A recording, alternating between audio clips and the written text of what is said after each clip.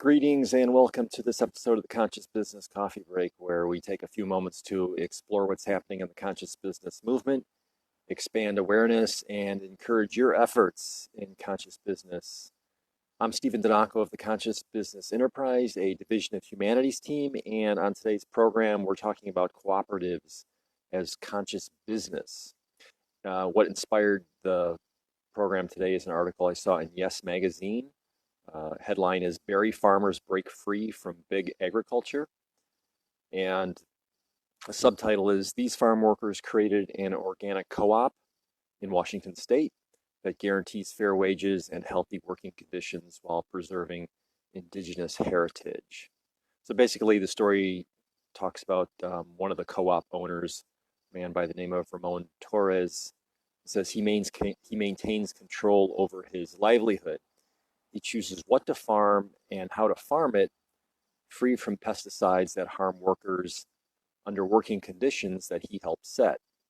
So basically, Ramon Torres and three others founded what is currently a 22-acre farm co-op back in 2013 to meet consumer demand. That's an important point, that consumers are demanding these things for the food they buy.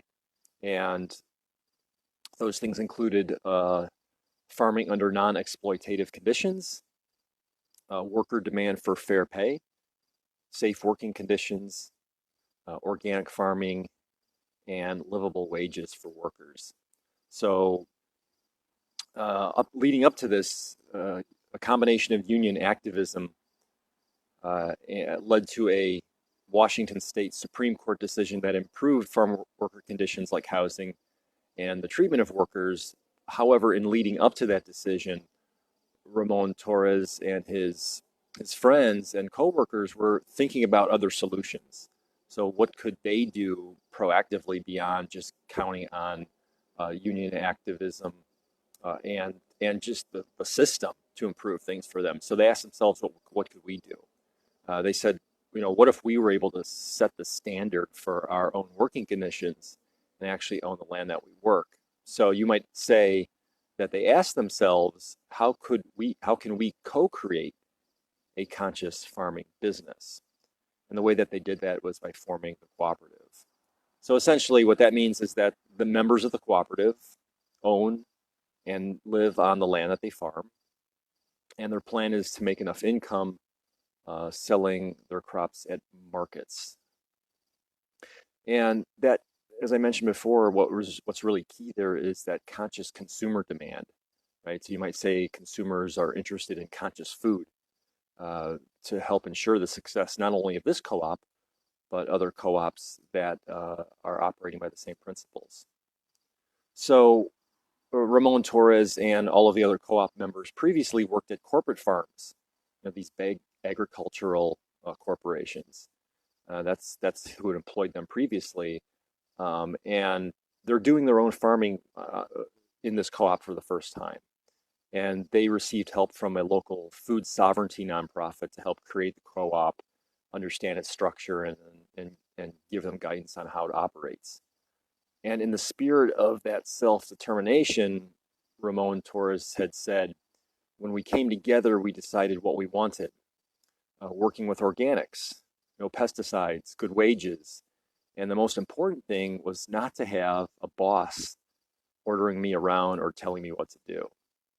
So that spirit of self-determination goes all the way to self-management, and in something like a farm with a cooperative, collaborative management.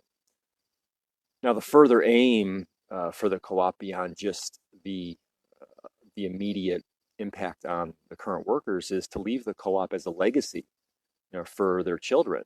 And this would give them a head start then, give their children a head start in a functional, fair, and conscious system. And we don't see that in the current paradigm of business. There is really no legacy structure in place, so that when a worker works for a company, and essentially once that worker is gone from the company in the current structure, there's no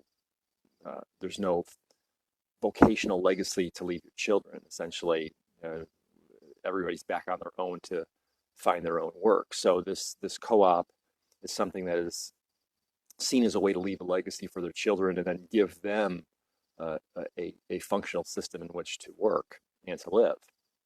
So the co-op members, as I mentioned, are especially sensitive and devoted to the virtues of organic farming, because being on the front line, farm workers are the first to suffer the health effects of pesticide use.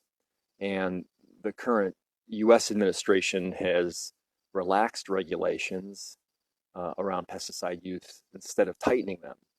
And the workers of the co-op understand that the best positive impact they can make on this use of pesticides is by having their own self-agency to farm in a conscious way.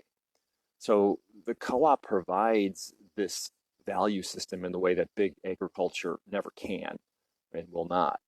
So then looking ahead, as I mentioned, the co-op expects to leave a legacy for their children, and then their 10-year vision includes acquisition of additional acreage from 22 acres to 100.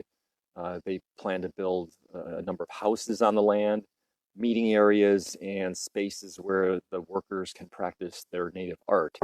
So then you can see the vision transcends mere work, but it is also going to include supporting community and supporting culture.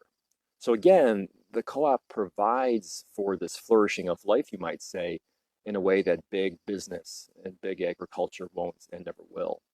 So if I look at this and relate it to the Conscious Business Declaration and see at least two principles at work here, if not more, but the two that I'll call out are principle one, which is that principle of oneness, that we are one with all of humanity and all of life.